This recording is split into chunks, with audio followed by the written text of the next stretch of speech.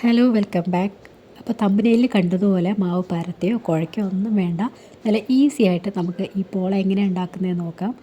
അതിനായിട്ട് ഒരു പാനിലേക്ക് കുറച്ച് എണ്ണ ഒഴിച്ചു കൊടുത്തിട്ടുണ്ട്. അപ്പം ഞാനിതാ മസാല പുരട്ടി വെച്ചിരിക്കുന്ന ബോൺലെസ് ചിക്കനാണ് ഇതിലേക്ക് ഇട്ട് കൊടുത്തിട്ടുള്ളത്. അപ്പോൾ ഇതിലെ മസാല എന്ന് പറഞ്ഞു കഴിഞ്ഞാൽ മഞ്ഞൾപ്പൊടി, മുളക് പൊടി, പെരിഞ്ചീരപ്പൊടി, ഗരം മസാല, ഉപ്പ്, കുരുമുളക് പൊടി.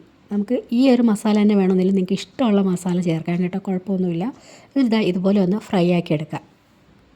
ഇനിയിപ്പോൾ അതേ പാനിൽ തന്നെ കുറച്ച് എണ്ണ കൂടെ ഒഴിച്ചിട്ട് ഒന്ന് സവാള വഴറ്റിയെടുക്കുക. അപ്പോൾ അതിന് ആവശ്യമുള്ള എണ്ണ മാത്രം ഒഴിച്ചു കൊടുത്താൽ മതി. ഇതിപ്പോൾ ഒരു സവാള ചെറുതായിട്ട് കൊത്തിയരിഞ്ഞാണ് ഇട്ട് കൊടുത്തിട്ടുള്ളത്. പിന്നെ ഇതിലേക്ക് ഇഞ്ചി, വെളുത്തുള്ളി അതും ചെറുതായിട്ട്, പിന്നെ പച്ചമുളക് ഒരു 2 എടുത്തിട്ടുണ്ട്, അതും ചെറുതായിട്ട്, കുറച്ച് കറിവേപ്പിലയും കൂടി ഇട്ടിട്ട് ഇതിൽ ആവശ്യത്തിനുള്ള ഉപ്പിട്ട് കൊടുക്കുക. അപ്പം ഓൾറെഡി നമ്മൾ ചിക്കനിൽ ഉപ്പിട്ടിട്ടാണല്ലോ നമ്മൾ ഫ്രൈ ചെയ്തത്. അപ്പോൾ അത് നോക്കിയിട്ട് വേണം ഇതേ മസാലയിൽ നമുക്ക് ഉപ്പിട്ട് കൊടുക്കേണ്ടത്. പിന്നെ ഈ സവാള ഒന്ന് വെന്ത് വന്നതിന് ശേഷം ഇതിലേക്ക് മഞ്ഞൾപ്പൊടി, മുളക് പൊടി, പെരിഞ്ചീരപ്പൊടി, ഗരം മസാല, പെപ്പർ പൗഡർ അതെന്താ ഇതിലേക്ക് ഇട്ടിട്ടുണ്ട്. ഇനിയിപ്പോൾ ഞാൻ നേരത്തെ പറഞ്ഞതുപോലെ ഇതിലും നമുക്ക് വേറെ മസാല തന്നെ യൂസ് ചെയ്യാം, കുഴപ്പമൊന്നുമില്ല. എന്നിട്ട് ഇതിൻ്റെ പച്ചമണം മാറുന്നവരെ ഒന്ന് ഇളക്കി കൊടുക്കാം.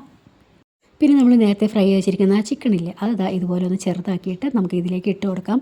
പിന്നെ ചോപ്പ് ചെയ്ത് വെച്ചിരിക്കുന്ന മല്ലിയില, അപ്പം മല്ലിയില കുറച്ച് കൂടുതൽ ഇട്ടാലും കുഴപ്പമില്ല, ടേസ്റ്റ് കൂടെ ഉള്ളൂ. എന്നിട്ട് അതും കൂടെ ഇളക്കി കഴിഞ്ഞ് കഴിഞ്ഞാൽ നമ്മളെ ഫില്ലിങ് റെഡി ആയിട്ടുണ്ട്. ഇനിയിപ്പോൾ മെയിനായിട്ട് നമുക്ക് വേണ്ട ഒരു സാധനമാണ് ബ്രെഡ് കേട്ടോ. അപ്പോൾ ബ്രെഡ് ഞാനിവിടെ ഒരു 5 എണ്ണം എടുത്തിട്ടുണ്ട്. അതാ ഇതുപോലെ ഒന്ന് ചെറുതാക്കിയിട്ട് നമുക്ക് മിക്സിയുടെ ജാറിലേക്ക് ഇട്ട് കൊടുക്കാം. പിന്നെ ഇതിലേക്കൊരു 3 മുട്ട, ആവശ്യത്തിന് ഉപ്പ്. അപ്പം നേരത്തെ നമ്മൾ മസാലയിലും ഒക്കെ ഇട്ടിട്ടുണ്ട്, ഉപ്പ് നോക്കിയിട്ട് വേണം ഇടാൻ. പിന്നെ കുറച്ച് കുരുമുളക് പൊടിയും, ഒരു 1/4 കപ്പ് പാല്, പിന്നെ നമുക്ക് ഒരു 3 ടേബിൾ സ്പൂൺ എണ്ണയും കൂടെ ഒഴിച്ചിട്ട് ഇതുപോലെ ഒന്ന് അടിച്ചെടുക്കാം. ഭയങ്കര ഫൈൻ പേസ്റ്റായിട്ടൊന്നും അരച്ചെടുക്കേണ്ട ആവശ്യമില്ല. എന്നിട്ട് ഇത് ഒരു പാനിലേക്ക് ഇതൊന്ന് കുറച്ച് എണ്ണ ഒന്ന് ഒഴിച്ചു കൊടുത്തതിന് ശേഷം കുറച്ച് ബാറ്റർ ആദ്യം ഒഴിച്ചു കൊടുക്കുക. എന്നിട്ട് ഇതുപോലെ സ്പൂൺ കൊണ്ടൊന്ന് സ്പ്രെഡ് ചെയ്ത് കൊടുത്തതിന് ശേഷം നമ്മൾ മസാല ഇതിൻ്റെ മുകളിലേക്ക് ഇട്ട് കൊടുക്കുക. അപ്പോൾ മസാല ഇട്ട് കൊടുക്കുമ്പോൾ കുറച്ച് കൂടുതൽ മസാല ഇട്ട് കൊടുക്കുന്നതാണ് നല്ലത്. നമ്മൾ കഴിക്കുമ്പോൾ ആ ഒരു ടേസ്റ്റ് കിട്ടാൻ വേണ്ടി കൂടുതൽ മസാല ഇടുന്നതാണ് നല്ലത്. എന്നിട്ട് കുറച്ച് ബാറ്റർ ഇതുപോലെ ഒന്ന് അതിൻ്റെ മുകളിൽ ഒഴിച്ചു കൊടുക്കുക. അപ്പോൾ ഞാനിത് 2 ആക്കിയാണ് വെച്ചിട്ടുള്ളത്, കാരണം ചെറിയ ഒരു പാനിലാണ് ഞാൻ ഒഴിച്ചു കൊടുത്തിട്ടുള്ളത്. അപ്പോൾ നിങ്ങളിത് ഉണ്ടാക്കുന്ന സമയത്ത് വലിയൊരു പാനിൽ തന്നെ വെച്ച് കൊടുക്കാൻ കേട്ടോ.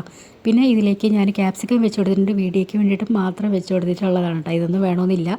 പിന്നെ ഇതിൻ്റെ നടുക്ക് കുറച്ച് ഫില്ലിങ് കൂടെ വെച്ച് കൊടുത്തിട്ടുണ്ട്. എന്നിട്ട് ഇതൊന്ന് അടച്ചു വെച്ചതിന് ശേഷം ഒരു 10 തൊട്ട് 15 മിനിറ്റ് വരെ നമുക്കൊന്ന് ഇത് വേവിച്ചെടുക്കാം.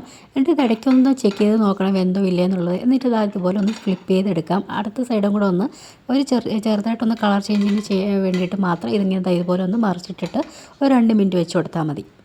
പിന്നെ ഒരു കാര്യം എന്ന് വെച്ചാൽ നമ്മളിത് വെക്കുന്ന സമയത്ത് അടിയിൽ ഒരു ഫ്രൈ പാൻ വെച്ചതിന് ശേഷം മാത്രമേ ഇത് വെക്കാവൂ, ഇല്ലെങ്കിൽ അത് നല്ലപോലെ അടിയിൽ പിടിച്ചിരിക്കും. അങ്ങനെ നമ്മൾ ബ്രെഡ് പോള റെഡി ആയിട്ടുണ്ട്. അപ്പോൾ ഞാൻ 2 ആക്കിയിട്ടാണ് വെച്ചിട്ടുള്ളത്. ഞാൻ നേരത്തെ പറഞ്ഞതുപോലെ എനിക്ക് വീഡിയോയ്ക്ക് ഒരു ഭംഗിക്ക് വേണ്ടിയിട്ട് ഞാനിങ്ങനെ വെച്ചെന്നേ ഉള്ളൂ. നിങ്ങൾക്ക് ഒറ്റ പാനിൽ തന്നെ റെഡിയാക്കാം. അപ്പോൾ അത് നല്ല സോഫ്റ്റുമാണ്, ടേസ്റ്റുമാണ്. നിങ്ങൾക്കത് ഉറപ്പായിട്ട് ഇഷ്ടപ്പെടും. ഞാൻ വെറുതെ പറയണതല്ല, ഒരു പ്രാവശ്യമെങ്കിലും ഇതൊന്ന് ട്രൈ ചെയ്ത് നോക്കണം. അപ്പോൾ നിങ്ങൾക്ക് എൻ്റെ വീഡിയോ ഇഷ്ടമായിട്ടുണ്ടെങ്കിൽ ലൈക്ക് ചെയ്യാനും സബ്സ്ക്രൈബ് ചെയ്യാനും സപ്പോർട്ട് ചെയ്യാനും ഒന്നും മറക്കരുത്.